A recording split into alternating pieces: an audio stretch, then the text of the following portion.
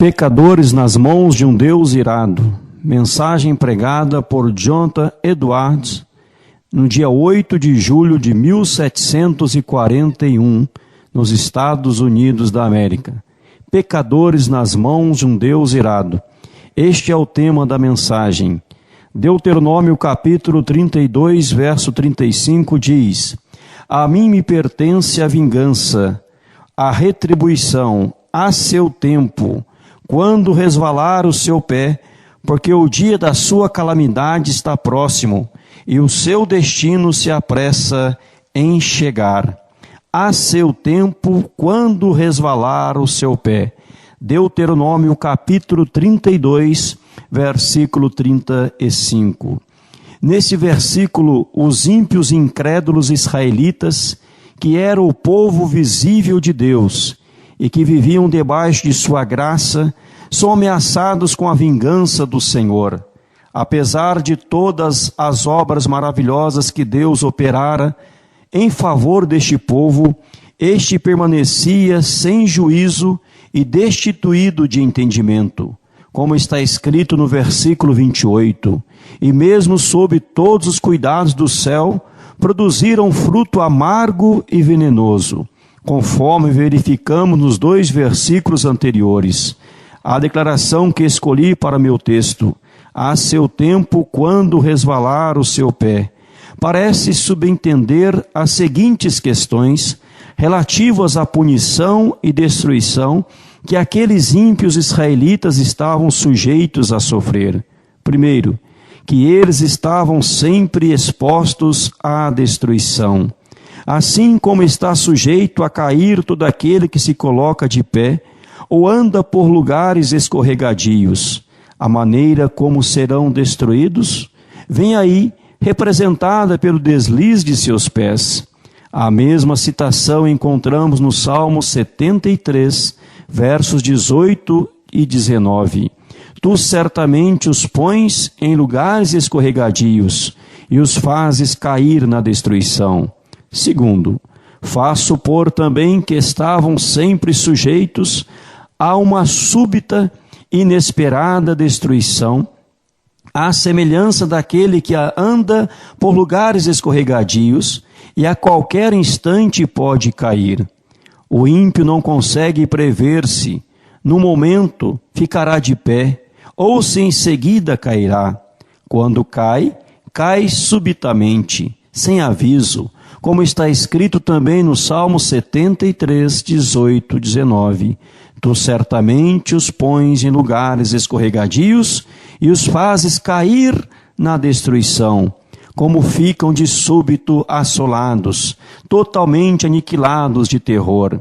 Terceiro, outra coisa implícita no texto é que os ímpios estão sujeitos a cair por si mesmos, sem serem derrubados pelas mãos de outrem, pois aquele que se detém ou anda por terrenos escorregadios não precisa mais do que seu próprio peso para cair por terra. E também, em quarto lugar, a razão pela qual ainda não caíram e não caem é por não haver chegado ainda o tempo determinado pelo Senhor. Pois está escrito que quando este tempo determinado, escolhido chegar, seu pé irá resvalar. E então serão entregues à queda, para a qual já estão predispostos por causa do próprio peso. Deus não os sustentará mais em lugares escorregadios, mas vai deixá-los sucumbir.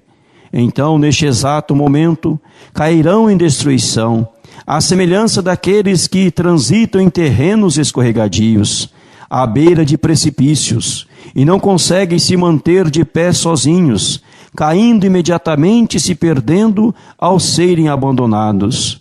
Eu insistiria agora no exame maior das seguintes palavras: não há nada, a não ser a boa vontade de Deus, que impeça os ímpios de caírem no inferno a qualquer momento. Por meio ou por mera boa vontade de Deus, me refiro à sua vontade soberana, ao seu livre-arbítrio, o qual não é restringido por nenhuma obrigação, nem tolhido por qualquer tipo de dificuldade. Em última análise, sob qualquer aspecto, nada, exceto a vontade de Deus, tem poder para preservar os ímpios da destruição por um instante sequer. A verdade dessa observação transparecerá nas seguintes considerações. Em primeiro lugar, não falta poder a Deus para lançar os ímpios no inferno a qualquer momento. A mão dos homens não é suficientemente forte quando Deus se levanta. O mais forte deles não tem poder para resistir-lhe, e ninguém consegue se livrar de suas mãos. Ele não só pode lançar os ímpios no inferno, como pode fazê-lo com a maior facilidade. Muitas vezes, uma autoridade terrena encontra grande dificuldade em dominar um rebelde, o qual acha meios de se fortalecer e se tornar mais poderoso pelo número de seguidores que alicia. Mas com Deus não é assim. Não há força que resista ao seu poder. Mesmo que as mãos se unam e que enormes multidões de inimigos do Senhor juntem suas forças e se associem, serão todos facilmente despedaçados. São como montes de palha seca e leve diante de um furacão, ou como grande quantidade de restolho perto de chamas devoradoras. Nós achamos fácil pisar e esmagar uma lagarta que se arrasta pelo chão. Achamos fácil também cortar ou chamuscar um fio de linha fino que segura alguma coisa. Então é simples para Deus, quando lhe apraz, lançar seus inimigos no inferno profundo. Quem somos nós que imaginamos poder resistir àquele ante cuja repreensão a terra treme e perante quem as pedras tombam? Segundo lugar, eles merecem ser lançados no inferno. Assim a justiça divina não se interpõe no caminho dos ímpios, nem faça objeção pelo fato de Deus usar seu poder para destruí-los a qualquer momento. Muito pelo contrário, a justiça fala assim da árvore que produz frutos maus. Pode cortá-la, para que ela ainda está ocupando inutilmente a terra? Lucas 13, verso 7. A espada da justiça divina está o tempo todo erguida sobre suas cabeças, e somente a mão de absoluta misericórdia e a mera vontade de Deus podem detê-la. Terceiro, os ímpios já estão debaixo da sentença de condenação ao inferno. Eles não só merecem ser lançados ali, mas a sentença da lei de Deus, esse preceito de eterna e imutável retidão que o Senhor estabeleceu entre si mesmo e a humanidade, também se coloca contra eles, e assim os mantém. Portanto, tais homens já estão destinados ao inferno. O que não crê já está julgado. João 3,18. Assim todo impenitente pertence verdadeiramente ao inferno. Assim é o seu lugar, ali é o seu lugar. Ele é de lá, como temos em João 8:23. Vós sois cá debaixo, e para lá é destinado. Este é o lugar que a justiça, a palavra de Deus e a sentença de sua lei imutável reservam para ele. Quarto lugar, assim sendo, eles são objetos da ira e da indignação de Deus, que se manifesta através dos tormentos do inferno. E a razão de não descerem ao inferno agora mesmo não é pelo fato do Senhor, em cujo poder se encontram, estar menos irado com eles no momento, ou pelo menos não tão encolerizado como está com aquelas miseráveis criaturas a quem ele atormenta no inferno, as quais experimentam e sofrem ali a fúria de sua indignação. Sim, Deus se acha muito mais furioso com um grande número de pessoas que está vivendo na terra agora, talvez de modo mais tranquilo e confortável, do que com muitos daqueles que estão experimentando as chamas do inferno. Portanto, a razão por que Deus ainda não abriu a sua mão e os liquidou não é por ele não se importar com suas iniquidades, ou não se ofender. O Senhor não se parece com eles, embora pensem que sim. A fúria de Deus arde contra eles. Sua condenação não demora. O abismo está preparado, o fogo está pronto, a fornalha incandescente está ardendo, pronta para recebê-los. As chamas vermelhas queimam, a espada luminosa foi afiada e pesa sobre suas cabeças. O inferno abriu a sua boca debaixo deles. Quinto lugar, o diabo está pronto a cair sobre os ímpios, para apoderar-se deles como coisa sua, no momento em que Deus o permitir. Eles pertencem, suas almas encontram-se em seu poder e sob seu domínio.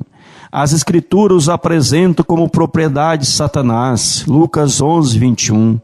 Os demônios os espreitam, estão sempre a seu lado, à sua direita, esperando por eles como leões, enfaimados, enfurecidos que veem a presa, aguardando a hora de agarrá-la, mas são restringidos por enquanto. Se Deus retirasse sua mão, a qual os refreia, eles cairiam sobre suas pobres almas num instante. A velha serpente está pronta a dar o bote. O inferno escancara sua boca para recebê-los. E se Deus permitisse, seriam rapidamente engolidos e consumidos. Sexto lugar, nas almas dos pecadores reinam aqueles princípios diabólicos que os faria arder agora mesmo no inferno, se não fosse a restrição imposta por Deus. Existe na própria natureza carnal do homem uma potencialidade alicerçando os tormentos do inferno. Há aqueles princípios corruptos que agem de maneira poderosa sobre eles, que só dominam completamente e que são sementes do fogo do inferno. Estes princípios são ativos e poderosos, de natureza extremamente violenta, e se não fosse a mão restringidora do Senhor sobre eles, seriam logo destruídos. Iriam arder em chamas da mesma forma que a corrupção e a rebeldia fazem arder aos corações das pessoas condenadas, gerando nelas os mesmos tormentos. As almas dos ímpios são comparadas nas Escrituras como um mar agitado. Isaías 57, versículo 20.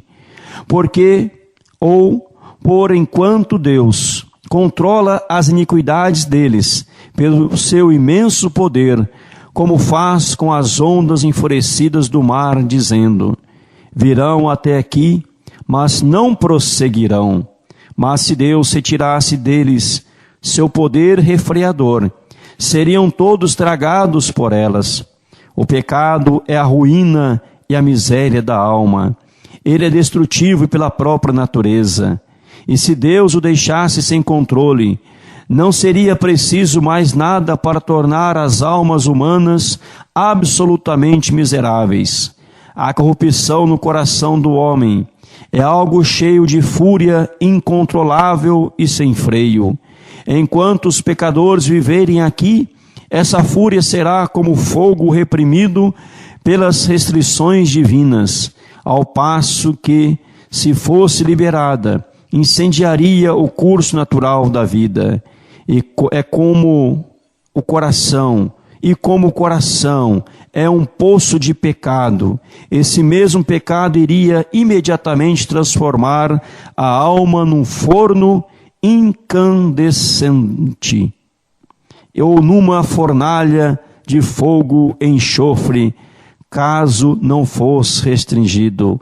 Repito, e como o coração é um poço de pecado, este mesmo pecado iria imediatamente transformar a alma num forno incandescente, ou numa fornalha de fogo e enxofre, caso não fosse restringido. Sétimo, o fato de não haver sinais visíveis da morte por perto não quer dizer que haja por um momento sequer segurança para os ímpios. O fato do homem natural ter boa saúde, de não prever que poderia deixar este mundo num minuto por um acidente, de não haver perigo visível à sua volta, nada diz-lhe se vê de segurança, nada diz ser-lhe-á de segurança. Contínuas e inúmeras experiências humanas, em todas as épocas, nos mostram que não existem provas de que o homem não esteja à beira da eternidade, ou de que seu próximo passo não venha a ser no outro mundo. Os caminhos e meios invisíveis e imprevistos de chegar lá são incontáveis e inconcebíveis. Os homens não convertidos caminham por cima das profundezas do inferno, sobre uma superfície frágil, onde existem várias áreas quebradiças, também invisíveis, as quais não conseguirão aguentar o seu peso.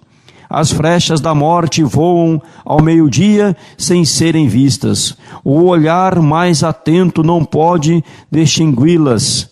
Deus tem muitas maneiras diferentes e misteriosas de tirar os homens pecadores do mundo e despachá-los para o inferno.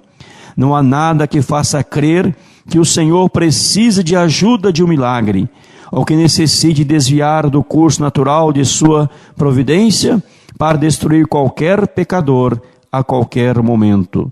Desde que todos os meios para fazer os ímpios baixarem este mundo estão de tal forma nas mãos de Deus, tão absoluta e universalmente sujeitos ao seu poder e determinação. Segue-se que a ida dos pecadores para o inferno a qualquer momento depende simplesmente da vontade de Deus, quer usando meios ou não. 8º, o cuidado e a providência dos homens naturais, sem preservar suas vidas, ou o cuidado de terceiros em preservá-las, não lhes dá segurança por um momento sequer. A providência divina e a experiência humana testificam isso. Existem evidências claras de que a sabedoria dos homens não lhes é segurança contra a morte. Se não fosse assim, haveria uma diferença entre a morte prematura e inesperada de homens sábios e prudentes e dos demais. Mas o que realmente acontece? Como morre o homem sábio, assim como um tolo. Eclesiastes 2,16. 9.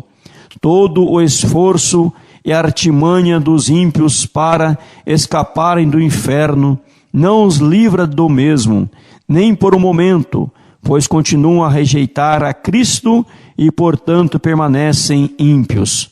Quase todos os homens naturais que ouvem falar do inferno alimentam a ilusão de que vão escapar dele.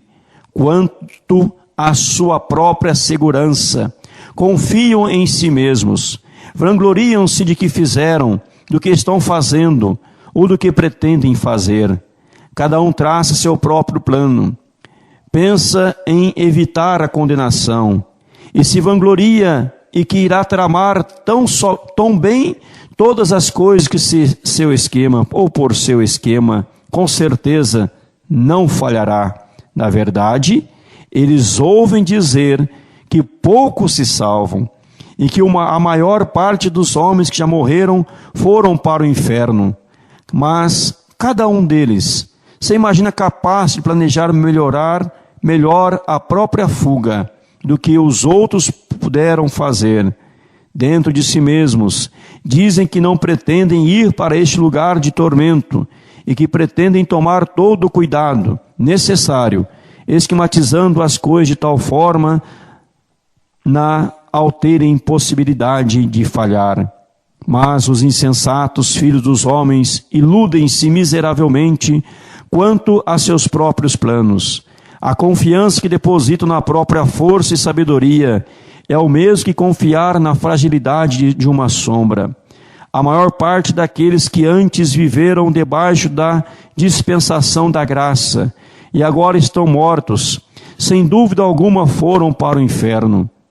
E não é por terem sido menos espertos, dos que os que ainda estão vivos, nem por terem planejado as coisas de tal forma que não lhes assegurou o escape.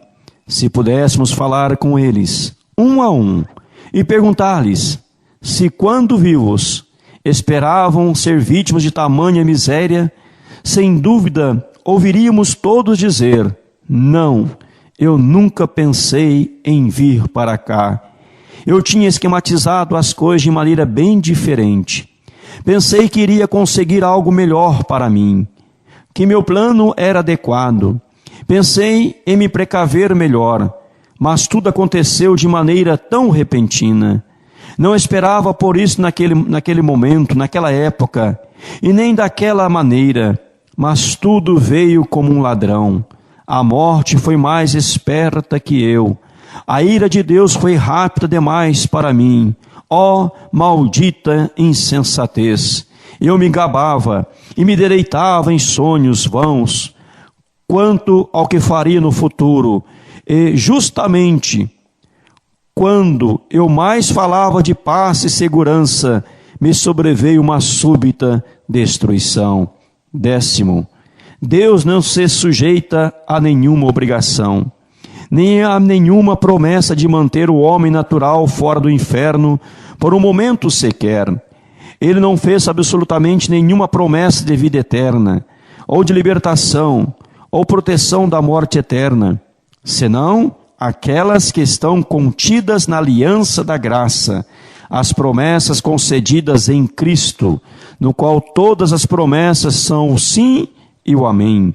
Mas, obviamente, os que não são filhos da aliança da graça não têm interesse na mesma, pois não creem em nenhuma das suas promessas e nem têm o menor interesse no mediador dessa aliança.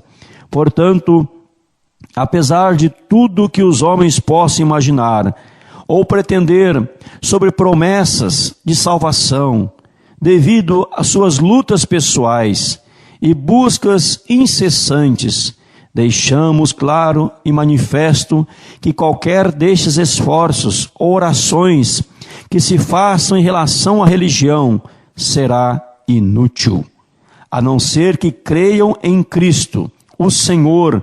De modo nenhum Deus está obrigado a conservá-los fora da condenação eterna. Então os homens impenitentes estão detidos nas mãos de Deus por cima do abismo do inferno. Eles merecem o lago de fogo e para ele estão destinados. Deus se acha terrivelmente irritado. Seu furor para com eles é tão grande quanto para com aqueles que já estão agora sofrendo o suplício da fúria de sua ira no inferno. Esses ímpios não fizeram absolutamente nada para abrandar ou diminuir sua cólera. Portanto, o Senhor não está de modo algum preso a qualquer promessa de livramento, nem por um momento sequer. O diabo espera por eles. O inferno já escancarou a sua boca para tragá-los. O fogo latente em seus corações agrava-se agora querendo explodir.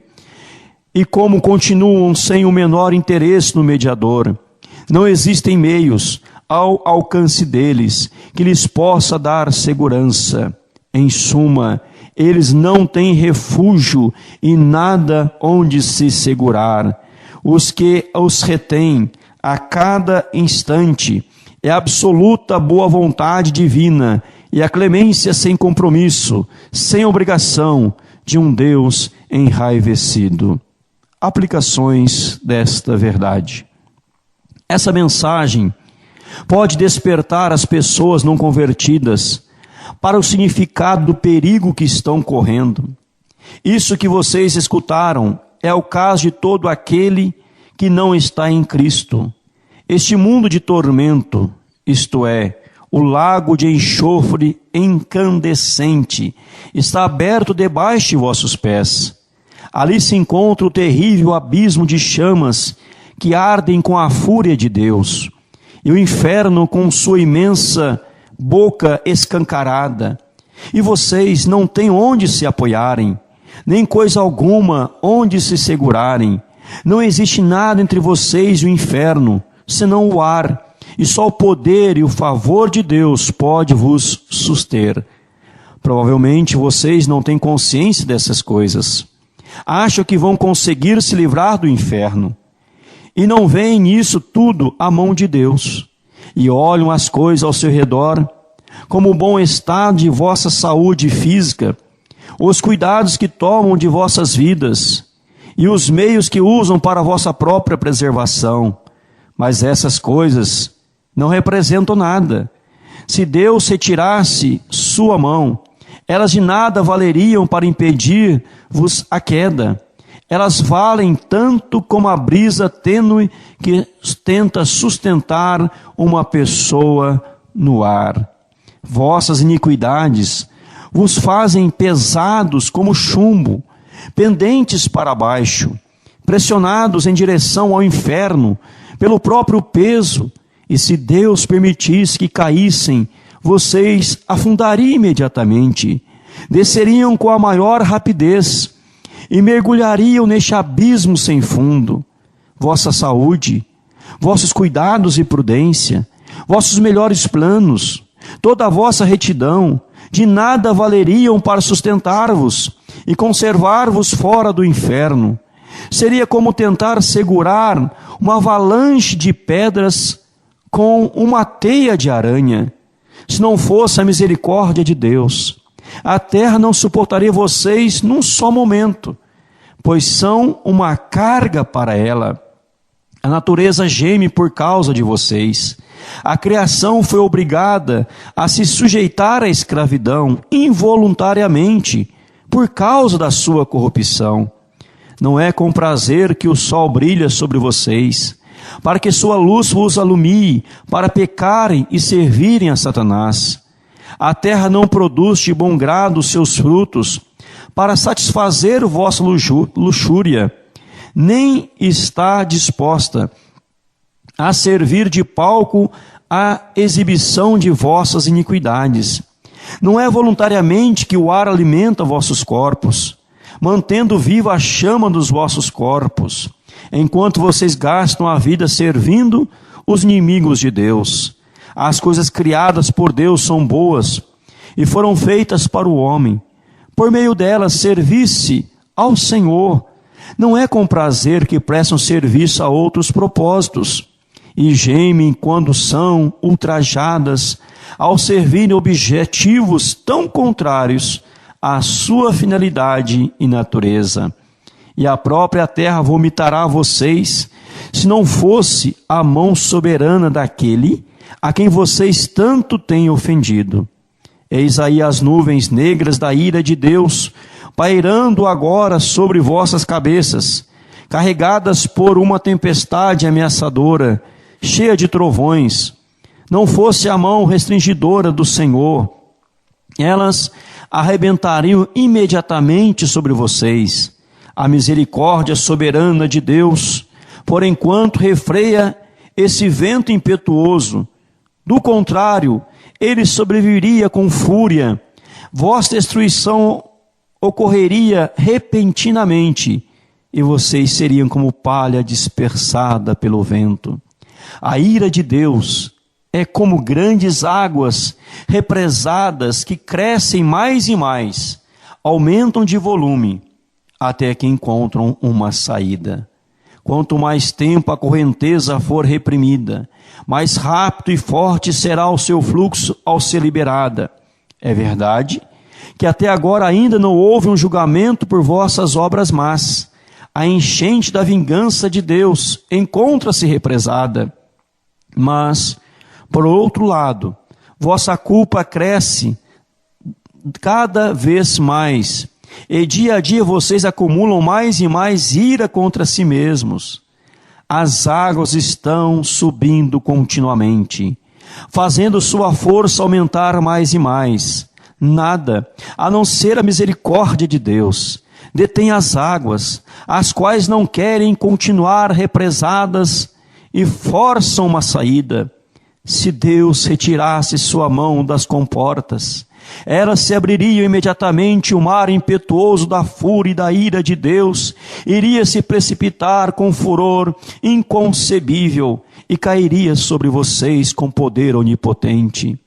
E mesmo que fosse forçada, fosse 10.000 vezes mais, 10 vezes mais do que é, assim 10.000 vezes maior do que a força do mais forte e vigoroso diabo do inferno, não valeria nada para resistir ou deter a ira divina. O arco da ira de Deus já está preparado, e a flecha ajustada ao seu cordel. A justiça aponta a flecha para vosso coração, estica o arco.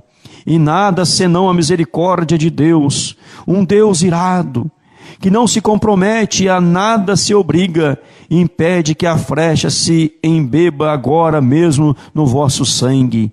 Assim estão todos vocês que nunca experimentaram uma transformação real em vossos corações, pela ação poderosa do Espírito do Senhor em vossas almas.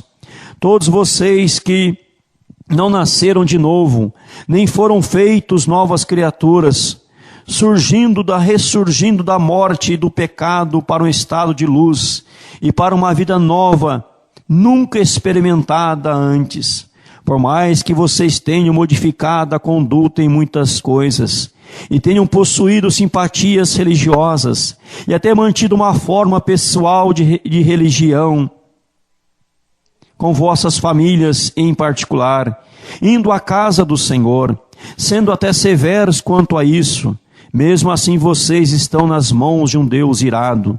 Somente sua misericórdia vos livra de ser agora, neste momento, tragados pela destruição eterna. Por menos convencidos que vocês estejam agora, quanto às verdades ouvidas, no porvir serão plenamente convencidos.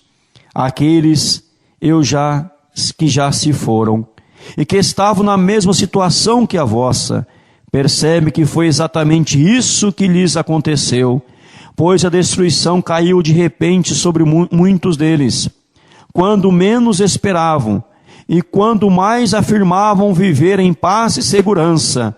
Agora eles veem que aquelas coisas nas quais puseram sua confiança para obter paz e segurança eram nada mais que uma brisa ligeira e sombras vazias. O Deus que vos mantém acima do abismo do inferno vos abomina. Ele está terrivelmente irritado e seu favor contra vocês queima como fogo.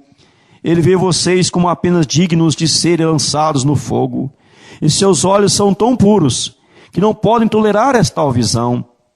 Vocês são 10.000 vezes mais abomináveis seus olhos do que é a mais odiosa das serpentes venenosas para olhos humanos. Vocês o têm ofendido infinitamente, mais do que qualquer rebelde obstinado ofenderia a um governante.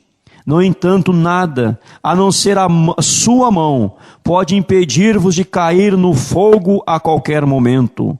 O fato de vocês não terem ido para o inferno a noite passada e de terem tido permissão para acordar ainda aqui neste mundo, depois de terem fechado os olhos ontem para dormir, atribui-se ao mesmo favor. Não existe outra razão, porque vocês não foram lançados no inferno ao se levantarem pela manhã, a não ser o fato da mão de Deus ter vos sustentado. E não existe outra razão porque vocês não caiam no inferno neste exato momento. Ó pecador, pense no perigo terrível que se encontra. É sobre uma grande fornalha de furor, sobre um abismo imenso e sem fim, cheio do fogo da ira, que você está pendurado, seguro pela mão de Deus, cujo furor acha-se tão inflamado contra vocês, como contra muitas pessoas já condenadas no inferno. Você está suspenso por uma linha tênue, com as chamas da cólera divina lampejando à tua volta, prontas para atear em fogo e queimar-te por inteiro. E você continua sem interesse no mediador, sem nada onde se agarrar para poder se salvar, nada que possa afastar as chamas da cólera divina, nada de teu próprio, nada que tenha feito possa vir a fazer, para persuadir o Senhor a poupar tua vida por um minuto sequer. Considere, então, mas detidamente vários aspectos dessa cólera que ameaça com grande e imenso perigo. Primeiro, a quem pertence essa ira? É a ira do Deus infinito. Se fosse somente a ira humana, mesmo a do governante mais poderoso, comparativamente seria considerada como coisa pequena. A ira dos reis é bastante temida, principalmente dos monarcas absolutos que possuem os bens e a vida de seus súditos inteiramente sob seu poder, para serem usados quando bem entenderem. Como o bramido do leão é o terror do rei, o que lhe provoca a ira peca contra a sua própria vida. Provérbios 20, verso 2. O súbito que enfurece esse tipo de governante arbitrário sofre os maiores tormentos que possa conceber ou que o poder humano possa infligir. Porém, os maiores principados da terra, em toda a sua grandeza, majestade e poder, mesmo revestidos de seus grandes terrores, não são mais do que vermes débeis e desprezíveis que rastejam no pó, quando comparados com o grande e todo-poderoso Criador e Rei dos céus e da terra. Mesmo quando estão enraivecidos e sua fúria chega ao máximo, é muito pouco o que podem fazer. Os reis da terra são perante Deus como gafanhotos, valem menos do que nada. Tanto o seu amor quanto o seu ódio são desprezíveis. A ira do grande rei dos reis é muito mais terrível do que a deles, tal como é maior a sua majestade. Digo-vos, pois, amigos meus, não temais os que matam o corpo e depois disso nada podem fazer. Eu, porém, vos mostrarei a quem deveis temer. Temei aquele que depois de matar tem poder para lançar no inferno. Sim, digo-vos, a esse deveis temer. Lucas 12, 4 a 5. 2. É a velocidade de sua ira que vocês estão expostos. Lemos com frequência sobre a ira de Deus, como por exemplo em Isaías 58, 18. Segundo as obras deles, assim retribuirá furor aos seus adversários. E também Isaías 66, 15. Porque eis que o Senhor virá em fogo, e os seus carros como um torvelinho, para tornar a sua ira em furor, e a sua repreensão em chamas de fogo. E assim é em muitos outros lugares da Bíblia. Lemos também Apocalipse 19, 15. O lagar do vinho do furor da ira do Todo-Poderoso. Essas palavras são incrivelmente aterradoras. Se estivesse escrito apenas a ira de Deus, já nos faria supor algo bastante temível. Mas está escrito o furor da ira de Deus, ou seja, a fúria de Deus, o furor de Jeová. Oh, quão terrível deve ser este furor! Quem pode exprimir ou conceber o que essas palavras contêm? Mas não é apenas isso que está escrito, e sim o furor da ira do Deus Todo-Poderoso. Essas palavras dão a entender que uma grande manifestação de seu poder onipotente vai acontecer. Através dela, ele infligirá aos homens todo o furor de sua ira. Assim como os homens costumam manifestar sua própria força através do furor de sua ira, a onipotência divina irá da mesma forma se enfurecer e se manifestar. Então qual será a consequência de tudo isso? O que será do pobre verme que vier a sofrer todo este mal? Que mãos serão tão fortes? E que coração conseguirá suportar tanto furor? Ah, que terrível, inexprimível, inconcebível abismo de miséria irá chegar a pobre criatura humana que será vítima disso tudo? Pensem bem, vocês que estão aqui agora, e que permanecem em estado pecaminoso. O fato de Deus vir a efetuar ou a efetivar o furor da sua ira, torna implícito que ele infligirá este castigo sem compaixão. Quando Deus olhar a indescritível aflição do vosso coração e vir como vossos tormentos estão absolutamente desproporcionais à vossa força, e como vossas pobres almas estão esmagadas, imersas em trevas eternas, não terá compaixão de vocês, não irá deter a execução de sua ira, ou de forma alguma tornar mais leve sua mão. Nessa hora Deus não usará de misericórdia para com vocês, nem conterá seu vento impetuoso. Ele não terá consideração para com o vosso bem-estar, e nem irá evitar que vocês sofram. Na verdade, fará com que sofram na medida exata que sua rigorosa justiça vier a requerer. Nada será modificado, só pelo fato de ser difícil para vocês suportarem. Pelo que também eu os tratarei com furor, os meus olhos não pouparão, nem terei piedade, ainda que me gritem aos ouvidos em alta voz, nem assim os ouvirei. Ezequiel capítulo 8, verso 18. Deus está pronto agora a usar de compaixão com vocês. Hoje é o dia da misericórdia. Vocês podem clamar neste instante e ter esperanças de alcançar sua graça. Mas quando o dia da misericórdia passar, vosso lamento e o pranto mais doloroso, os gritos serão em vão. No que diz respeito ao vosso bem-estar, vocês estarão completamente perdidos e alienados de Deus. O Senhor não terá outra opção, senão a de entregar-vos ao sofrimento e à miséria, e vocês continuarão não tendo outra perspectiva, pois serão vasos de ira, preparados para a destruição. Não haverá outro uso qualquer para tais vasos, senão o de enchê-los da ira de Deus.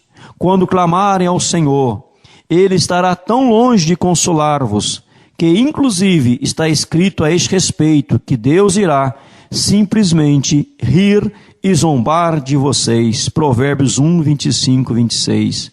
Vejam quão terríveis são estas palavras do grande Senhor. O lagar eu o pisei sozinho, e dos povos nenhum homem que se achava comigo. Pisei as uvas da minha ira, no meu furor as esmaguei, e o seu sangue me salpicou as vestes e me manchou o traje todo. Isaías 63, 3. É quase impossível se conceber palavras que tragam em si uma manifestação maior dessas três coisas: desprezo, ódio e fúria de indignação.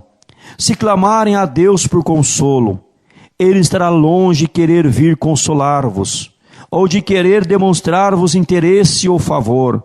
Ao contrário, o Senhor simplesmente irá esmagar-vos sob seus pés. E apesar de saber que ao pisotear-vos, vocês não poderão suportar o peso de sua onipotência, ainda assim, Ele não vai se importar, e irá esmagar-vos debaixo de seus pés, sem piedade, espremendo o vosso sangue e fazendo com que o mesmo espirre longe, manchando suas vestes, maculando seu traje. Ele não irá odiar-vos, como devorará a vós o maior desprezo. Lugar algum será considerado próprio para vocês, a não ser debaixo de seus pés, para serem pisados como a lama das ruas. A miséria a que vocês estão sujeitos é aquela que Deus vos infligirá, a fim de demonstrar a força da ira do Senhor. Deus tem em seu coração a intenção de mostrar aos anjos e aos homens, não só a excelência do seu amor, como a severidade de seu furor. Às vezes os governantes da terra resolvem mostrar a força de sua ira através de castigos extremos, que mandam infligir sobre aqueles que os aborrecem. Nabucodonosor, o poderoso e arrogante rei do império dos caldeus, demonstrou seu furor quando, ao se irritar contra Sadraque, Mesaque e Abednego, ordenou que se acendessem a fornalha de fogo ardente 7 vezes mais do que o normal. Como era de esperar, a fornalha foi aquecida intensamente, até atingir o mais alto grau que poderia produzir. O grande Deus também quer revelar sua ira, exaltar sua tremenda majestade e grandioso poder através dos sofrimentos desmedidos de seus inimigos. Que diremos, pois, se Deus, querendo mostrar a sua ira e dar a conhecer o seu poder, suportou com muita longanimidade os vasos da ira preparados para a perdição? Romanos 9, 22. E visto que esse é o seu desígnio, e o que ele determinou, ou seja, mostrar quão terrível e limitada é a ira, a fúria e a indignação do Senhor, ele o mostrará realmente. Será realizado algo horrendo, muito terrível, quando o grande e furioso Deus tiver se levantado, executado sua terrível vingança sobre o mísero pecador, e o desgraçado estiver sofrendo o peso e o poder infinito de sua indignação. Então Deus chamará o universo inteiro para contemplar a imensa majestade e o tremendo poder que nele existe. Os povos serão queimados como se queima o cal, como com espinhos cortados ardente no fogo. Ouvi vós, os que estáis longe, o que tenho feito, e vós que estáis perto, reconhecei o meu poder. Os pecadores em Sião se assombram, o tremor se apodera dos ímpios, e eles perguntam: quem dentre nós habitará com o fogo devorador? Quem dentre nós habitará com chamas eternas? Isaías 33, 12 a 14. Assim será com vocês que não são convertidos, se permanecerem neste estado. O poder infinito, a majestade e a grandiosidade de Deus onipotente serão exaltados em vocês através da inexprimível força dos tormentos que vos sobrevirão. Vocês serão atormentados na presença dos santos anjos e na presença do Cordeiro, e quando estiverem neste estado de sofrimento, os gloriosos habitantes do céu sairão para contemplar este espetáculo horrendo e verão como é a fúria do Todo-Poderoso. E quando virem todas essas coisas, se prostrarão e adorarão seu grande poder e majestade. E será que de uma lua nova a outra e de um sábado a outro virá toda a carne a adorar perante mim, diz o Senhor.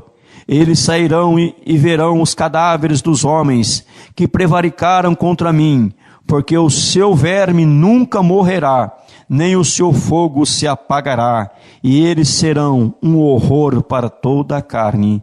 Isaías 66, 23 a 24. Quarto, é uma ira eterna. Já seria algo terrível sobre o furor e a cólera do Deus Todo-Poderoso por um momento, mas vocês terão de sofrê-la por toda a eternidade. Essa intensa e horrenda miséria não terá fim. Ao olhar para o futuro, vocês verão à frente uma interminável eternidade, de duração infinita, que irá devorar vossos pensamentos e assombrar vossas almas. E vocês irão se despedaçar, desesperar, com certeza, por não conseguirem nenhum livramento, termo, alívio ou descanso para tanta dor. Saberão também que terão de sofrer até a última gota por longos séculos, por milhões e milhões de anos, lutando e pelejando contra essa vingança inclemente e toda poderosa. Então, depois de passar por tudo isso, quando tantos séculos os tiverem consumido, saberão que tudo não passa apenas de uma gota d'água quando comparado ao que ainda resta. Portanto, vosso castigo será com certeza infinito. Ó, quem poderia exprimir o estado de uma alma em tais circunstâncias? Tudo o que podemos dizer sobre o assunto vai nos dar apenas um débil e frágil visão da realidade. Ela é inexprimível, inconcebível, pois quem conhece o poder da ira de Deus?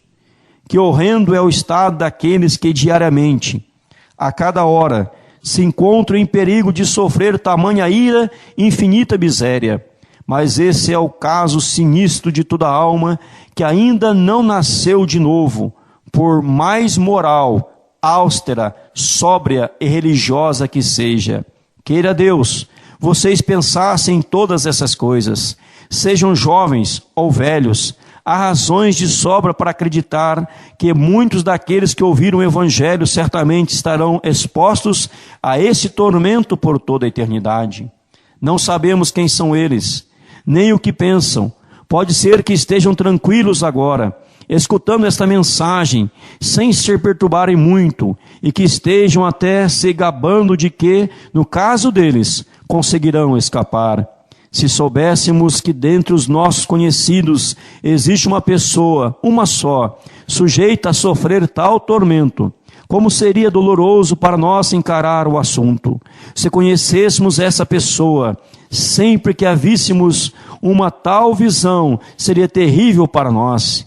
Iríamos todos levantar grande choro e prantear por sua causa.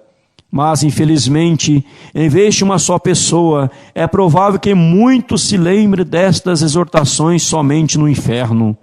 E inúmeras pessoas podem estar no inferno em breve tempo, antes mesmo do ano terminar. E aqueles que estão agora com saúde, tranquilos e seguros, podem chegar lá antes do amanhecer. Todos que dentre vocês continuarem até o fim em estado natural pecaminoso, e que conseguirem ficar fora do inferno por mais tempo, e serão lá também em breve. Sua condenação não tardará, virá de súbito, e provavelmente para muitos de vocês de maneira repentina. Vocês têm toda a razão em se admirarem de não estar ainda no inferno. É o caso, por exemplo, de muitos conhecidos seus, que não mereciam o inferno, mais do que vocês, e que antes aparentavam ter possibilidade de estarem vivos agora, tanto quanto vocês. Para o caso deles, já não há esperança. Estão clamando lá em extrema penúria e perfeito desespero. Mas ainda estão vocês, mas aqui estão vocês, na terra dos vivos, cercados pelos meios de graça, tendo a grande oportunidade de obter a salvação. O que não dariam aquelas pobres almas condenadas, desesperadas pela oportunidade de viver mais um só dia, como que vocês desfrutam neste momento. E agora vocês têm uma excelente ocasião. Hoje é o dia em que Cristo abre as portas da misericórdia de par em par e se coloca de pé clamando e chamando em alta voz aos pobres pecadores. Este é o dia em que muitos estão se reunindo a Ele, se apressando em chegar ao reino de Deus. Inúmeros estão vindo diariamente do norte, sul, leste, oeste, muitos que estavam até bem pouco tempo nas mesmas condições miseráveis que vocês, estão felizes agora, com os corações cheios de amor por aquele que os amou primeiro e os lavou de seus pecados com seu próprio sangue, regozijando-se na esperança de ver a glória de Deus. Como é terrível ser deixado para trás num dia assim. Ver os outros se banqueteando, enquanto vocês estão penando e se definhando. Ver os outros regozijando e cantando com alegria no coração, enquanto só tem motivos para plantear por causa do sofrimento de seus corações, e de lamentar por causa das aflições de vossas almas. Como podem vocês descansar por um momento sequer em estado da alma, em tal estado? Será que vossas almas não são tão preciosas como as almas daqueles que dia a dia estão se juntando ao rebanho de Cristo? Não existem, porventura, muitos que, apesar de estarem há longo tempo neste mundo, até hoje não nasceram de novo e por isso são estranhos à comunidade de Israel. E nada tem feito durante a vida, a não ser acumular ira sobre a ira para o dia do castigo. Ó senhores, o caso de vocês é sem dúvida extremamente perigoso. A dúvida de vossos corações e a vossa culpa são imensas. Acaso vocês não veem como geralmente pessoas de vossa idade são deixadas para trás na dispensação da misericórdia de Deus? Vocês precisam refletir e despertar de vosso sono, pois jamais poderão suportar a fúria e a ira do Deus infinito. E vocês que são rapazes e moças, irão negligenciar este tempo precioso que desfrutam agora, quando tantos outros jovens de vossa idade estão renunciando às futilidades da juventude e correndo céleres a Cristo? Vocês têm neste momento uma oportunidade, mas se a desprezarem, sucederá o mesmo que agora está acontecendo com todos aqueles que gastaram em pecado os dias mais preciosos de sua mocidade, chegando a uma terrível situação de cegueira e insensibilidade. E vocês, crianças, que não se converteram ainda, não sabem que estão indo para o inferno, onde sofrerão a horrenda ira daquele Deus que agora está encolerizado contra vocês dia e noite? Será que vocês ficarão felizes em ver seus filhos ou em ser filhos do diabo? Quanto tantas outras já se converteram e se tornaram filhos santos e alegres do Rei dos Reis?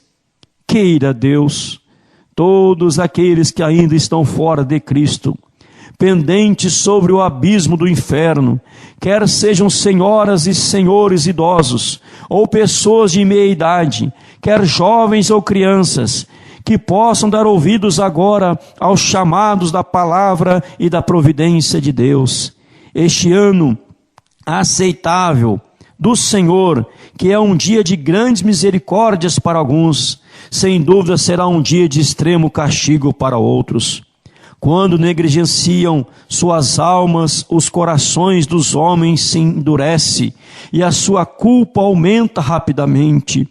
Podem estar certos, porém, que agora será como foi nos dias de João Batista. O machado está posto à raiz das árvores, e toda árvore que não produz fruto deve ser cortada e lançada no fogo. Portanto, todo aquele que está fora de Cristo, desperte e fuja da ira vindoura. A ira do Deus Todo-Poderoso paira agora sobre todos os pecadores. Que cada um fuja de Sodoma. Livra-te, salva a tua vida, não olhes para trás, nem pares em toda a campina, foge para o monte, para que não pereças. E assim, conhecendo o temor do Senhor, persuadimos aos homens, de sorte que somos embaixadores em nome de Cristo, como se Deus exortasse por nosso intermédio. Em nome de Cristo, pois, rogamos que vos reconcilieis com Deus, 2 Coríntios 5, 11 a 26, 2. Buscai o Senhor enquanto se pode achar, invocai-o enquanto está perto. Deixe o perverso o seu caminho, o iníquo os seus pensamentos. Converta-se ao Senhor, que se compadecerá dele, e volte para o nosso Deus, porque é rico em perdoar. Isaías 55, 6 a 7. E que Deus o abençoe, em o nome de Jesus. Amém. Quero orar por você neste momento. Eu vou fazer uma oração. Você acabou de ouvir uma mensagem pregada por John T. Duarte, ouvida aqui agora neste momento, pregada no dia 8 de julho de 1741, que eu pude retransmitir para o seu coração. Mas agora eu, pastor Edinaldo, quero orar por você. Querido e amado Deus, em o nome do Senhor Jesus Cristo, eu intercedo agora por toda pessoa que acabou de ouvir esta mensagem, que possa parar, refletir e pensar sobre estas palavras, ó Deus. O peso, o que pode acontecer na vida daquele e daquela que mantém um coração rebelde, distante do Senhor, e que esta vida que me ouve agora possa se converter ao Senhor, abrindo o coração para Jesus, para ficar livre também da ira vindoura, do grande peso da ira do Senhor, e poder desfrutar da mansão celestial, da vida eterna com Cristo Jesus. Que possa pensar na seriedade dessas palavras, na seriedade de tudo aquilo que acabou de ouvir, Senhor, e tomar agora uma decisão ao lado do Senhor Jesus Cristo. Eu oro, Pai, para que o Senhor abençoe esta vida e que ela, no estado que está, no estado que se encontra, possa vir agora para Jesus Cristo e desfrutar de uma nova vida em Cristo Jesus. Assim eu oro, em nome de Jesus. Amém. Se hoje ouvires a voz de Deus, não endureça o seu coração, venha para o Senhor e receba tão grande salvação. Que Deus o abençoe. Amém.